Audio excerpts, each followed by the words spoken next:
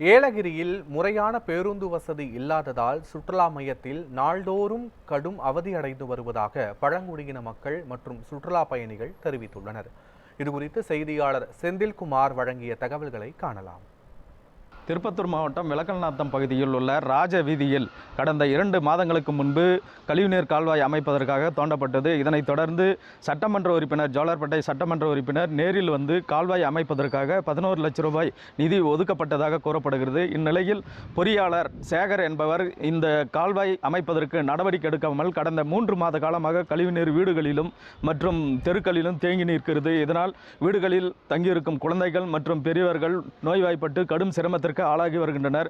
இந்நிலையில் இன்று குனிச்சி செட்டேரி டேம் வரை செல்லும் அரசு பேருந்தை சிறைப்பிடித்து சாலை மறியலில் ஈடுபட்டனர். தொடர்ந்து 2 மணி நேரம் சாலை மறியல் நடைபெற்றது.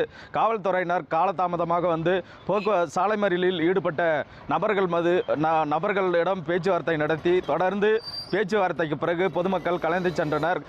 இந்த கால்வாய் தொடர்ந்து 2 மாத காலம் கட்டப்படாமல் சாலை நடுவே தோண்டப்பட்டிருப்பதால் வாகன ஓட்டிகள் கடும் சிரமத்திற்கு ஆளாகி வருகின்றனர்.